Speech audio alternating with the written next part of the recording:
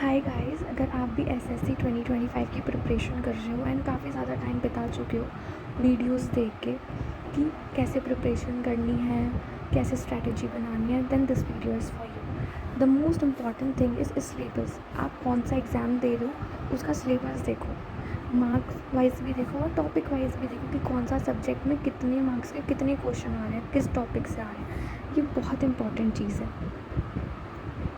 ठीक है। And the second thing is PYQ analysation.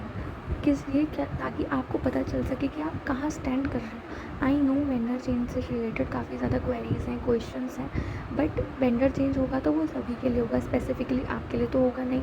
तो इसलिए उस चीज़ को लेके ज़्यादा परेशान नहीं होना है और अपना टाइम नहीं वेस्ट करना है कि वेंडर चेंज हो गया तो PYQ का क्या होगा, ये क्या होगा। अभी कोई नोटिस नहीं आया, तो जितना टाइम हो सकता है पढ़ने पे ध्यान लगाओ। और बेसिक्स स्ट्रॉन्ग होंगे तो आप कोई सा भी एग्ज़ाम दे दोगे।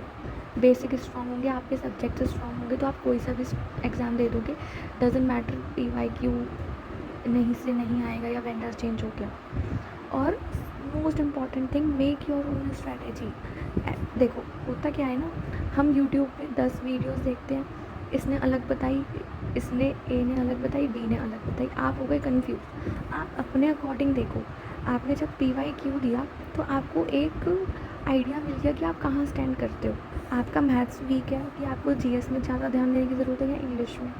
वो अगले ने बता दी कि आप रीजनिंग में इतना टाइम दो, आपकी रीजनिंग तो पहले से ही अच्छी और आप टाइम दे रहे हो उसमें। उसने मैथ्स भी चला गया, इंग्लिश भी चला गया और GS भी चला गया। तो इसीलिए खुद की स्ट्रैटेजी बनाओ। अब आप टाइम वाइज भी बना सकते हो, जैसे शिफ्ट में बना ली कि मॉर्निंग में मैं ये सब्जेक्ट्स पढ़ूँगा और इवनिंग में मैं ये पढ़ूँगा, आफ्टरनून में मैं ये करूँगा। डे वाइज भी बना सकते हो कि 2 दिन मैंने रीजनिंग और इंग्लिश करी, 2 दिन मैंने मैथ्स और क्या बोलते हैं GS पढ़ा और उसके बाद 2 दिन मैंने ये। इससे आपको स्टेगनेंसी नहीं आएगी। आप खुद के अकॉर्डिंग देखो कि आपको क्या ज़्यादा सही लग रहा है। ये नहीं कि इसने ये बताया, उसने ये बताया, अरे इसका तो ये बढ़िया, इसका तो वो बढ़िया। नहीं, खुद के अकॉर्डिंग देखो कि क्या ज़्यादा सही है। देन टीचर्स और बुक्स को स्पेसिफाई करो। ऐसा नहीं कि एक टॉपिक इस टीचर से पढ़ा, एक टॉपिक इस टीचर से पढ़ा। हम कभी कभी कर सकते हैं क्योंकि होता है, कई बार नहीं समझ आ रहा होता है एक टीचर्स से। और ऐसे यूट्यूब में इतने ज़्यादा ऑप्शंस अवेलेबल है ना, हम कंफ्यूज हो जाते हैं। तो सबसे पहले टीचर्स को स्पेसिफाई करो कि आपको कौन सा सब्जेक्ट किस टीचर से पढ़ना है। सब टीचर बहुत अच्छा पढ़ाते हैं, वो उनके मेथड ऑफ टीचिंग पे भी डिपेंड करता है और हमारी ग्रेस्पिंग पावर पे भी डिपेंड करता है कि हमें कब कितना कैसे समझ आ रहा है। और बुक्स को स्पेसिफाई करो, ढेर नहीं लगाना है किताबों का कि ये भी ले लेता हूँ, वो भी ले लेता हूँ, इसने ये बताई, उसने ये बताई। नहीं,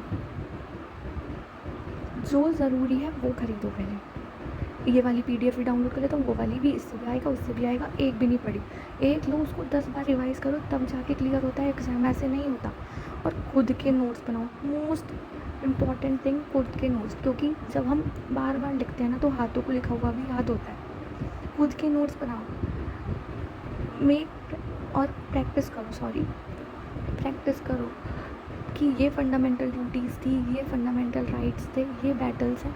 खुद के फ्लो चार्ट्स बनाओ ताकि आपकी बेटर अंडरस्टैंडिंग हो। ये नहीं कि उसने दे दिया, टाइम बचेगा, ऐसे ही रिवाइज कर लिया। नहीं, जब तक आप उसे बोझ की तरह पढ़ोगे वो बोझ ही लगेगा। जब तक इंटरेस्ट के साथ नहीं पढ़ोगे नहीं होगी चीज़ें क्लियर। और डेली एनालाइजेशन करो, डेली रिवाइज करो। एक जैसे रीडिंग सब्जेक्ट्स है कोई, जैसे GS है और आज हमने पढ़ा हिस्ट्री के बैटल्स, तो उसमें आपने क्या क्या पढ़ा। रात को सोने से पहले एक ब्लैंक पेपर लिया, A4 साइज शीट ली, उसमें जो जो आपको याद आ रहा है वो पढ़ लिया, जहाँ भूले उसको जाके रिवाइज़ कर लिया। ऐसे में आपका रिवीजन भी रहेगा, आपका जो टॉपिक है वो भी स्ट्रॉन्ग हो गया और आपको पता भी चल गया आपको कहाँ दिक्कत हो रही है। अगर आप बिगनर हो तो topic wise, subject wise daily practice test लगाओ। डेली धीरे धीरे करके ही स्पीड बढ़ेगी, ऐसे नहीं बढ़ेगी। और अगर आप रिपीटर हो तो मॉक्स लगाओ। Hope you like this video. If you have any queries related to SSC exams, then you can comment down below.